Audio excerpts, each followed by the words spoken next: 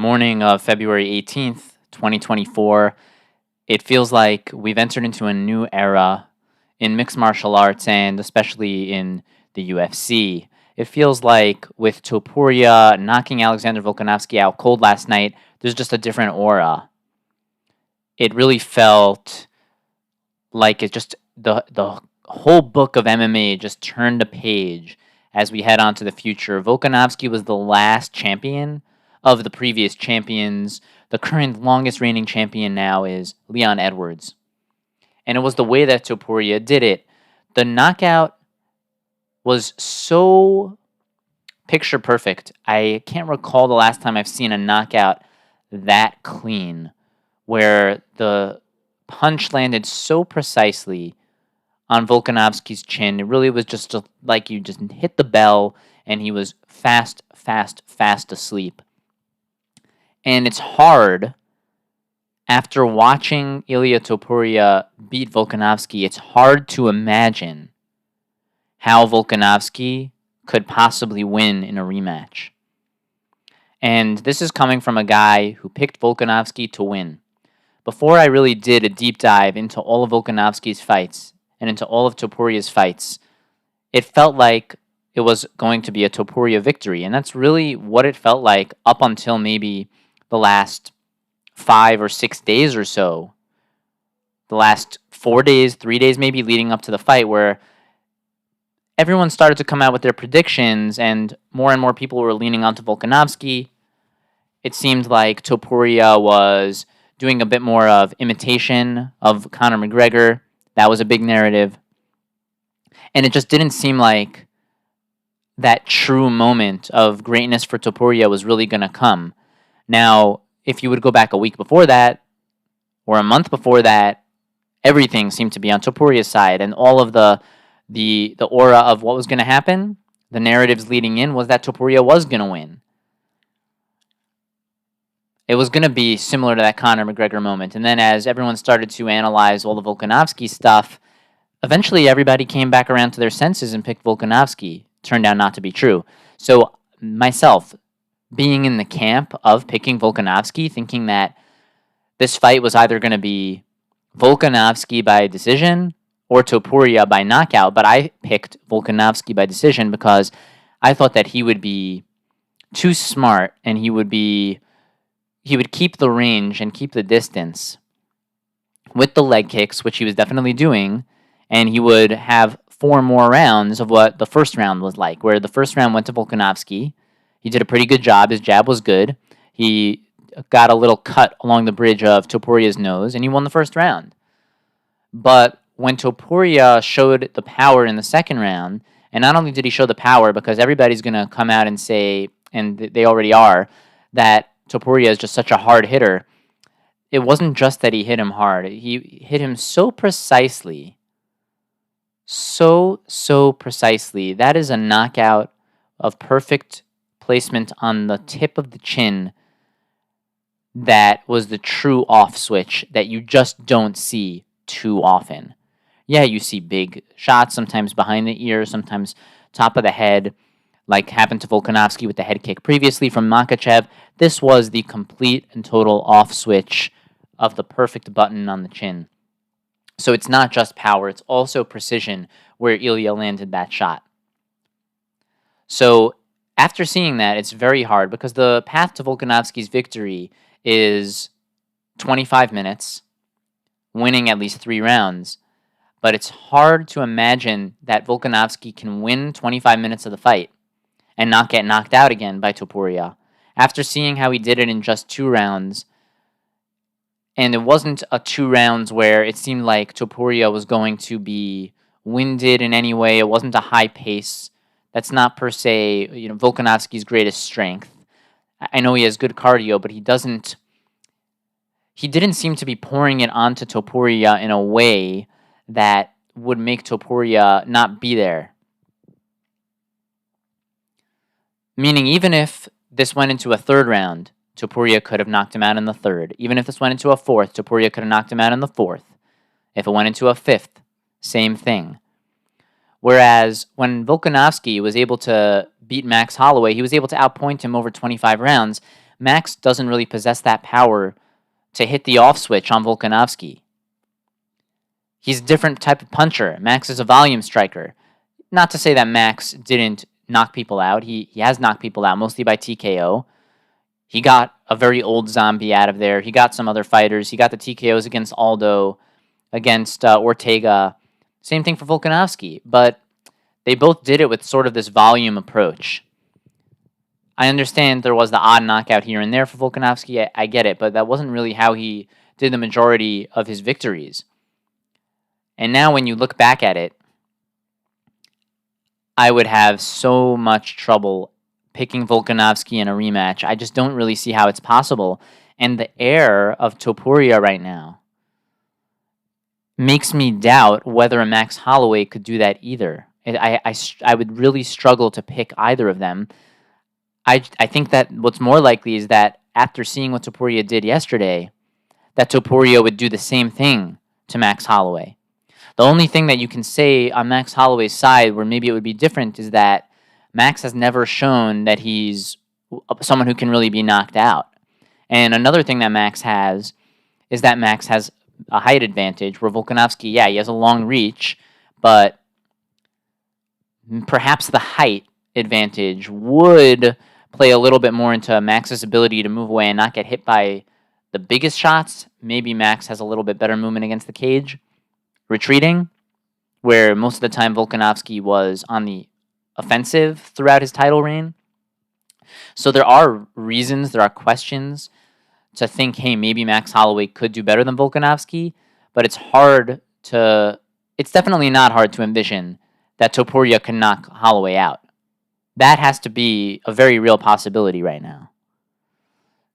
And that's what makes it feel like a real new era, because when you turn the page and you look at Volkanovski and you don't think there's a chance that he could ever beat this guy, and you look at Holloway and you don't think that Holloway would beat him, and you look around and you don't think Arnold Allen would beat him, and you don't think Ortega would beat him, and you don't think Yair Rodriguez would beat him, and you know that Emmett wouldn't beat him. He already didn't over the course of 5 rounds. Emmett did better against Topuria than Volkanovski did. Right? Topuria got knocked out in 2. Volkanovski got knocked out in 2. Topuria beat Emmett over the course of 5 rounds, but that's because styles make fights, and Emmett is the power puncher, so Topuria had to fight him a little bit differently. Topuria took the Volkanovski approach with Emmett, whereas if you look at what the fight looks like with Volkanovski and Topuria, Topuria is able to take the power approach with Volkanovski. So it's a little confusing when you look at fights this way and you try to compare the MMA math and all the styles, but Topuria can fight in different ways. When he fought against Emmett, he was the better all-around striker, won over 25 minutes, and when he fought against Volkanovski, he could lose the rounds, but win on the scorecard. But win on because it doesn't go to the scorecard, so he could lose 1 round, 2 round, 3 round, 4 rounds. It doesn't really matter. Topuria can knock Volkanovski out at any moment. And it's sort of similar to where Israel Adesanya beat the brakes off of Pereira for a while. I shouldn't say beat the brakes. It's not like Israel outclassed Pereira, but Israel was beating Pereira for 4 rounds and change. And then Pereira showed that he was able to knock Israel out in the 5th round. And then a lot more people picked Pereira to beat Israel when they had a rematch, because it was hard to imagine this same type of thing, the same type of scenario that we're in right now, where it's very hard to imagine that Israel could beat Pereira for another 25 minutes without getting caught. It's that cat and mouse game. Can Israel play that type of game over the course of 25 minutes? He basically did it the first time, but with a couple minutes left in the last round, Pereira connected and showed what he can do if he pursues that knockout. Now, what was different for Israel is Israel came back in the rematch and showed an added wrinkle that, no, I can knock Pereira out. So Volkanovski can try and come back and show that he doesn't only need to win by 25-minute victory on the scorecards over Topuria. He could try and go for the knockout. but that's not really who Volkanovski is. Israel definitely has had that wrinkle in his game a lot more. Israel's knocked out many more fighters than Volkanovski has, and Israel's more of a knockout fighter. He's more of a precision striker. Volkanovski is more of an all-around fighter. And there was another bit of analysis that I just wish I would have noticed a little bit more, because it was kind of obvious in hindsight the way that Volkanovski kept his chin up in the air, and there were some analysts who did catch that.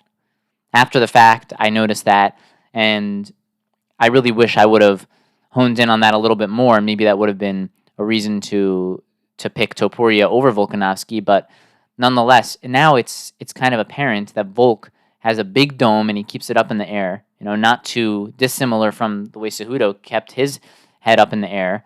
And Cejudo just has that iron head, and to the point where he could headbutt in fights, and it was an effective move for him, like we saw when he went down to when Dillashaw went down to face him at 125, right? You had the headbutt by Cejudo, which led to the knockout, where he kind of took Dillashaw out with the headbutt. So you see that big head, but Volkanovski's now, that big head's been cracked twice. It's been cracked twice bad. This one was a lot worse than the Islam one, where the Islam one, he wobbled him, and then Volkanovski lost via ground and pound right afterwards, so it was the head kick to the ground and pound. This was just the absolute off switch. And there are a couple of other things that I want to talk about the Volkanovski fight, where there's another narrative that I've heard some of the media saying where, it seems like Volkanovski, the fans were just starting to appreciate him. They were appreciating the shtick. He was really getting his flowers. No, that's not true. This is always the way it goes. It always feels this way. It was the same thing with Tyron Woodley. Tyron was hated by the fans. The fans never really seemed to gravitate towards him. Finally, when Woodley was going up against Usman, Woodley was the A side of the fight. He was making comments about LL Cool J and trash talk. He was doing interviews where Ben Askren was coming into the UFC. They did a joint interview together, and it seemed like people were finally starting to appreciate Tyron Woodley. Boom. He gets just gammoned by Usman, losing every round. And that was the beginning of the end, right? So it always seems like that. Whenever the champion loses, it seems like, he was just about to get all of the fan admiration. And it was kind of the same thing for Usman as well. Usman was never really the fighter who fans appreciated that much. And it seemed like after he got the Masvidal knockout, he was starting to get his due. He was starting to become cockier, more confident. And then it's at that moment when he loses to Leon Edwards. It always seems like that. That's just kind of the way it is. And no matter when you would lose, it would seem like, if he just had one more win, it would have been, the fans would be all over him. Not entirely true. I think the fans always actually liked Max Holloway more. There was always something more special about Max Holloway, where he was more universally liked, but it's not that anyone dislikes Volkanovski. Volkanovski, by all accounts, is fantastic. I enjoy watching him, watching his interviews. He has a good vibe about him, but he just didn't have that kind of next level star quality that a Max Holloway had, and where Max just had a personality that everyone loved, and he was always loved no matter how many times he lost to Volkanovski. But Volkanovski was certainly appreciated. And then there's another narrative about Volkanovski where people in a couple of fights, if Volkanovski continues to lose, that they're going to doubt Volkanovski's status as the best or one of the best of all time in the featherweight division. And that's not true. I can't speak for 100% of the MMA fan base. There could always be a rogue person, a 1%er, who says that Volkanovski wasn't the greatest or one of the greatest featherweights of all time. But all the fans know it. All the media knows it. Everyone knows that Volkanovski's on the Mount Rushmore of the featherweight division. There's nothing anyone could do to take that away from him. It doesn't matter if he goes and gets knocked out again by Topuria in a rematch.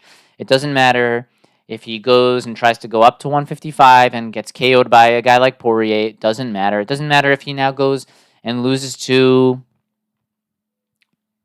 Sean O'Malley. Who knows? It doesn't matter who. It doesn't. I'm just trying to think of creative names. I understand that they're not going to fight, but it doesn't matter who Volkanovski loses to. He's on that Mount Rushmore in the featherweight division. It makes no difference. There's Aldo and Volkanovski and Holloway, and those guys are going to be there forever. No matter how many fights, no matter if Volkanovski never wins another fight. He could lose his next 4, be out of the UFC, retire, hang it up, call it a career, and he's still one of the greatest of all time in that division and perhaps in the UFC at large. The question now for Volkanovski is he going to completely fall off? Is this the beginning of the end, or is he going to be able to do what a Max Holloway and what a guy like Robert Whittaker did? Where if you look at the career of Holloway, granted Holloway didn't lose by knockout the way that Volkanovski just did, and he kind of did 2 times in a row. Granted, one of them at 155. Holloway's lost fights. Right? Holloway won. After his loss to Conor McGregor, he won 3, 4, 5, 6, 7, 8, 9, 10, 11 fights in a row, to the point where he beat Aldo, and then he won another 2 fights in a row, beating Aldo again and beating Ortega. So he won 13 in a row. Then he eventually lost at 155 to Dustin Poirier, but he went back down and then beat Frankie Edgar. So he won, 14 in a row at featherweight? 14 in a row at featherweight until he lost back-to-back fights against Volkanovski, with one of them being extremely controversial. The second one, the split decision loss. But then after that, Holloway didn't just go and on a massive 5, 6, 7, 8 fight losing streak and his career wasn't over. He didn't get beat and fall off. He then came back and beat Calvin Kattar and then beat Yair Rodriguez. Then he lost to Volkanovski for the 3rd time and then beat Arnold Allen and beat Korean Zombie. And now he's slated to fight Justin Gaethje up again at 155. So Holloway has done something ultra impressive in that after he took his loss and he took his lumps, he was able to go on and keep beating contenders and still being right there at the top of his game. Now, the difference is that it could be that because Holloway never got knocked out, that's why he was able to sustain such a longer period of success, even after he did lose, not once, not twice, thrice to Volkanovski, and he even had a loss in there against Dustin Poirier at 155. But still, Holloway at the top of his game. And really, Jose Aldo was able to do that to an extent as well. Right? Aldo... so he had all of his victories in the WEC, and then he won 3, 4, 5, 6, 7 in a row in the UFC after 5 or 6 in the WEC in a row.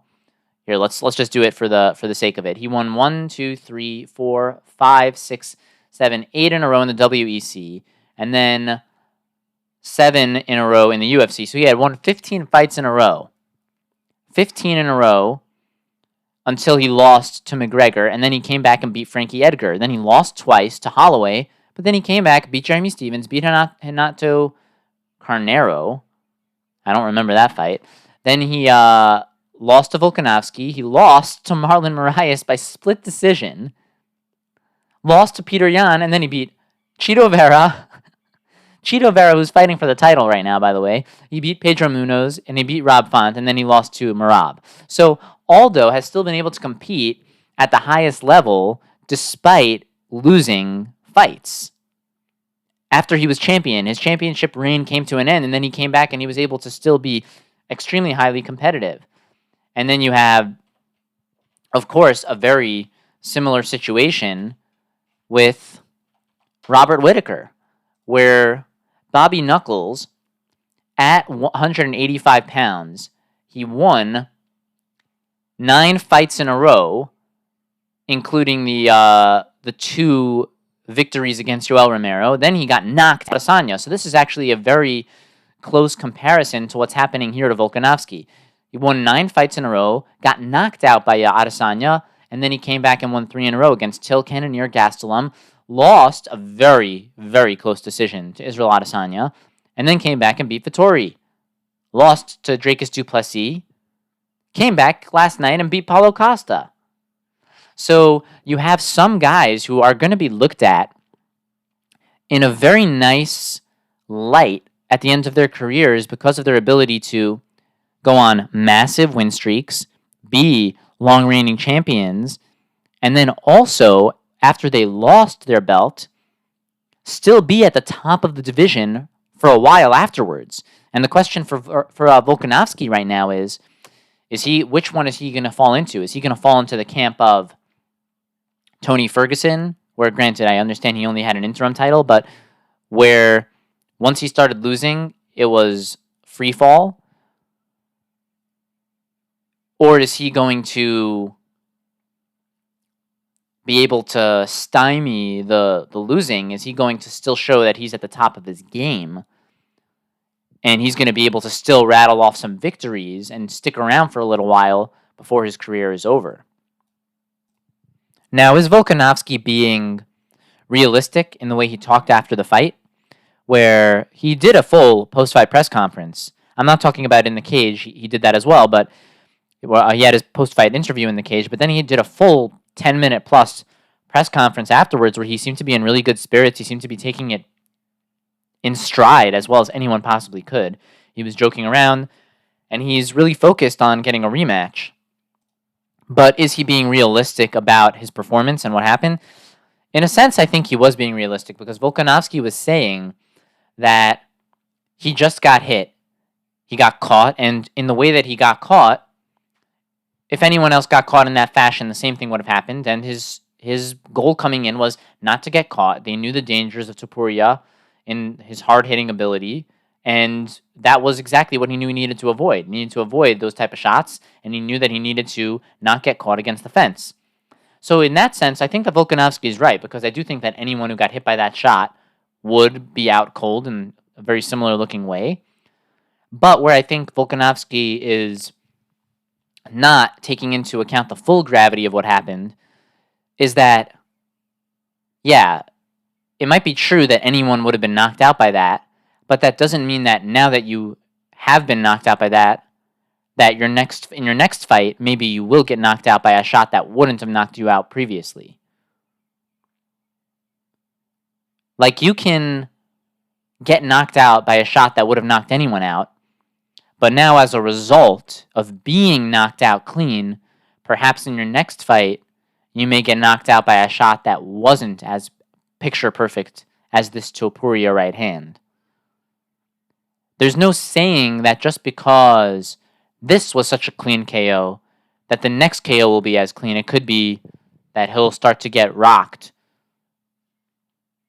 More like a Cody Garbrandt, where the knockouts came with more and more surprising ways from that point. We don't know what Volk is going to look like the next time he gets hit anywhere near the chin or the head or the temple or the side behind the ear. We don't know what any of it's going to look like.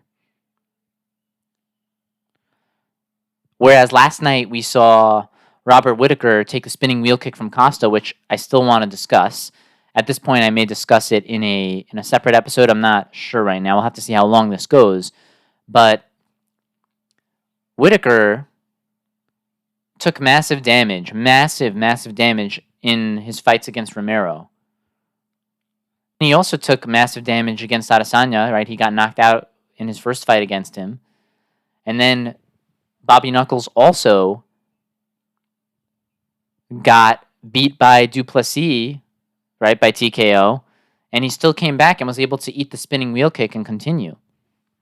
And I guess we'll just talk about it now once we're on the topic, but in terms of the spinning wheel kick, I know everyone was really surprised that Costa landed it, but in our pre-fight discussion, we highlighted all the times that Costa threw the spinning wheel kick. And I looked back at my notes, and Costa threw the spinning wheel kick twice against Johnny Hendricks. He didn't land either one. Then he threw it again against Romero. He threw it again against Vettori. And then he threw another spinning kick against Luke Rockhold. So that's 5 times in the career of Paulo Costa. Now the 6th time being against Robert Whittaker, where he actually landed it this time. And it's also possible that Costa threw it more times. I didn't watch back his fight against... I did watch back all of Costa's fights. So At least 6 times up till now in his professional career, Costa's thrown that same spinning heel kick. It's the first time he's landed it meaningfully, but it's not a weapon that Costa never used before. I understand it's the first time it landed like that, but when somebody throws a technique in multiple fights, you have to view it as something that he may do again. If he used it only once, I could understand you discounting it, discrediting it, saying he's probably not going to throw it, but he's thrown it in 4 different fights before this.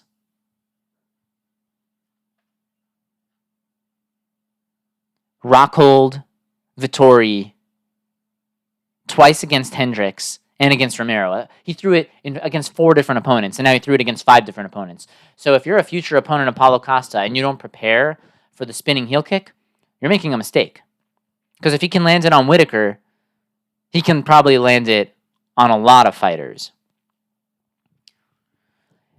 So that kind of takes us from the Volkanovski fight, and we transition over with the parallel of, is Volkanovski going to be able to turn the rest of his career into somewhat of a Robert Whittaker career? Or is he going to... You know what? It's also like where Israel, which we mentioned earlier, Israel got knocked out by Pereira when you thought that he could only beat Pereira by decision. Israel then came back and surprised everybody and knocked Pereira out, right? He kind of played a possum along the fence, and then he hit him with back-to-back overhands and knocked Pereira out. It's also similar to... Remember when Tyson Fury fought against Deontay Wilder? And for the entire first fight, Tyson Fury, when he was being coached by Ben Davison, he was trying to outpoint and use his speed. So it was the point fighting, volume striking of Tyson Fury against Deontay Wilder and the power. And Deontay Wilder eventually landed a massive shot in the final round, put Tyson Fury down, but Fury was able to get up, win the rest of that round, and win the fight. Well, it was scored a draw, but virtually win the fight. But then Fury came back in his next fight with a new coach, Sugar Hill, and Fury put on more weight, and he overwhelmed Deontay Wilder. Is that a strategy for Volkanovski? Is there a way for Volkanovski to come back and do the Tyson Fury and do the Israel Adesanya and take a different approach, and now instead of trying to point fight your way to a 25-minute victory, you try to go for the knockout yourself? I actually think that is probably Volkanovski's best bet to beating Topuria, because I don't think he'll win the 25-minute decision. I think he'll get knocked out before he wins a 25-minute decision again against Topuria. So I think that maybe Volkanovski should not rematch Topuria, because I think he will lose again. I think he will get knocked out again. But if he is going to take it, you may want to consider, from Volkanovski's side, going for the knockout, changing your strategy, and really just trying to fight fire with fire and seeing if that backs Topuria off a little bit, like the way Emmett fought against Topuria, where Topuria couldn't really go for the knockout as much, or at least he didn't end up getting it. That's definitely something to think about. Should Volkanovski, in a potential rematch, just try to say F it and knock out Topuria? Both of those strategies, either way you go, it still might end up in a Topuria victory, but it's definitely something worth noting. But as we move to the Robert Whittaker fight, in the beginning of the fight, Costa, I will say for him, Costa looked really good. He looks really good in the sense that Costa hadn't looked like his usual self in the Rockhold fight. His gas tank seemed to wane. He didn't seem to be as sharp as he was earlier in his career. And Costa didn't have his really good cardio when he fought against Vettori, and he had some weight issues. And now we saw the same old Costa. We saw the original Costa. He looked leaner, and he seemed to have his gas tank. Not only that, it seemed like his jab was improved. His jab was really quick, and he was doing damage against Whittaker at the beginning of the fight with the jab. It was really sharp. Costa had his kicks. His left kick looked better than ever. Typically, Costa uses a lot more of the right foot. Here, his left kick really, really looked nice. He was able to fling that thing up and kind of catch Robert a few times with it. So Costa looked really good. Now, after the opening minutes of the first round, Whittaker did start getting it going, and I believe Whittaker actually won the first round up until the point when Costa landed the spinning heel kick. And then I would give the first round to Costa. I think the judge that gave Whittaker the first round is sorely mistaken. I think that when Costa effectively ends the fight, where if not for the bell, Costa probably would have knocked Whittaker out, I think 100% you have to give that round to Costa. Not to mention, Costa did do other good work with the leg kicks, although Whittaker did as well, and also with the jab. Costa used the jab as well. Costa wasn't able to really get to his uppercuts, and for the most part, neither was Whittaker. Whittaker got to his elbows a little bit. Whittaker didn't use his right high kick as much as he should have. He used it, I think, only once in the entire fight, so that's a little bit suspect. Why didn't Whittaker use the right high kick? But nonetheless, he won the fight. But then, when you look back at the fight in totality as a whole, really the only, outside of the spinning heel kick, Whittaker really handled himself in that fight. He really handled Costa. Where I understand there's a point in the fight early in the first round where Costa looked really good, and then after Costa lands the heel kick, you think, oh, okay, Costa's in the driver's seat. But then when you look back at the 3 rounds, it was really 2.5 rounds or 2 3/4 rounds of Robert Whittaker doing work, and maybe a quarter of 1 round of really good work by Costa. So Costa was in there. I'm happy for Costa that he looked really good in the sense of he looked like he was in shape. He looked like he's honing his skills. He landed the heel kick. His jab looked better. But Costa also really needed to get Whittaker against the cage the same way Topuria got Volkanovski against the cage. Costa needed to trap. He needed to trap Robert Whittaker against the cage and get in his hard uppercuts to the body and head and his hard hooks. And he was content with fighting the whole fight out at range with Whittaker. Now, I thought that it was going to go more where Costa would try to take Whittaker to the fence, and Whittaker would be quick enough not to stay there, and Whittaker would force the fight to be at range in the center of the cage. But this was more of Costa just never really tried to back Whittaker up against the cage, and Costa, I think, was only able to really land an uppercut to the body 1 time. But Costa's skills still looked good. He'll still be there at the top of the division. There are other exciting fights. You could see a Costa fight against Sean Strickland, but you could also see Robert Whittaker fight against Sean Strickland. And I love both of these fights. I think that if Whittaker fights against Strickland, that's a really unpredictable fight. And this is the matchup that most media members are talking about because it makes sense. You have Strickland coming off of the loss, so he needs a high-profile win to get him back into the title fight. And Whittaker is the perfect guy to do that, where beating Robert Whittaker gives you a fast track to the title, right? That's how Duplessis got his title fight against Strickland in the first place. And then from the Whittaker side, Whittaker needs a fight right there at the top of the division, and who better to fight than someone who's coming directly off of a title fight in Strickland, right? A guy who actually, Strickland was the champ. He got dethroned in his first attempt at a defense, and Whittaker's been the champ before. So this is really a matchup that makes absolutely perfect sense. I don't think Whittaker needs to rematch Cannonier right now. I don't think that Strickland needs to rematch Cannonier right now. I think it makes more sense for both of them to fight a new matchup of Strickland versus Whittaker. So in that fight, how would that go? It's an interesting one. Because Whittaker could take Strickland down, but he can't hold anyone down. So Whittaker, I could see him trying to use wrestling, and even though Strickland has good takedown defense, Whittaker may be taking him down. But even if he does, I don't see that being very meaningful in the sense that I don't think he'll get much credit for it. And I don't think Strickland would try that against Whittaker either. So I think it's going to end up being the striking match. I think Strickland, he can try to use his front kick to keep Whittaker at bay, but Whittaker kind of can do the same thing to Strickland. It's a very good stalemate sort of matchup where I don't know if either guy would knock out either guy. It just might be a really, really close 25-minute fight, assuming that it was a 5-rounder. So that would be a really close one. I think that if Strickland fought against Costa, I think Strickland would win because I think Strickland has the maneuverability and the defensive capabilities to not get cracked by Costa. He can use his front kick to keep Costa at bay.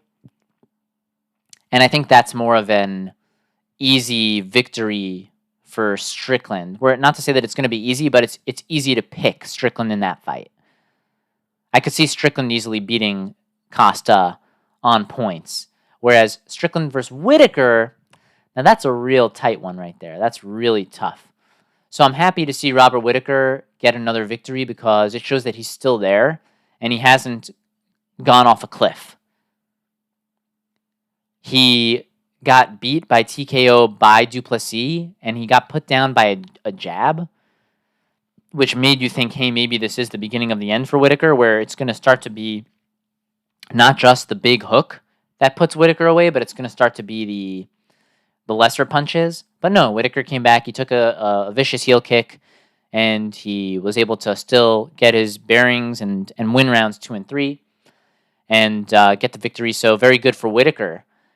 As we continue to go down the card, after that fight, before that fight, you had the Jeff Neal, Ian Gary, and I think Ian Gary did a great fight. Everyone's really upset about this, and they say Gary didn't do anything. It's just not true. Gary landed the better strikes the entire fight. He landed the knee up the middle. Jeff Neal really didn't do anything. And Jeff Neal was complaining after he lost the fight. He was like, darn it. He had this look of what? The judges didn't give me the decision? That's a real tone-deaf look from Jeff Neal. And Neal's done this before, where when he fought against Wonder Boy, he just never went for it in the way that it seemed like he needed to.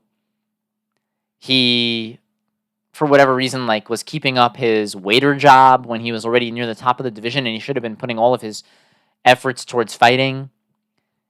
He had Neal. Let's look at the career of Jeff Neal for a second. Let's pull up his Sherdog. Let's look over at the Jeff Hands of Steel Neal. He had a bad loss against Rachmanov before this. He beat Vicente Luque. That was really Neal's best victory. It was just a straight left hand again and again and again and again, and Luque could not avoid it.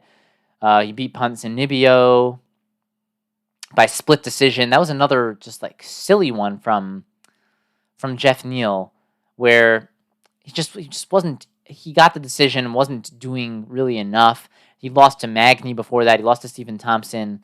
So you've had a lot of fights where Jeff Neal didn't come to fight, and then you thought, at least he didn't come to fight in the way that he needed to, and then you thought that after the knockout where he beat Vicente Luque real bad, you thought that, okay, this is the turning a chapter in the career of Jeff Neal, and no, he lost to Rachmanov, which I don't blame him for, but then he lost to Gary, and he lost to Gary where Gary was doing what he needed to do to win the fight, and Jeff Neal wasn't doing what he needed to do to win the fight.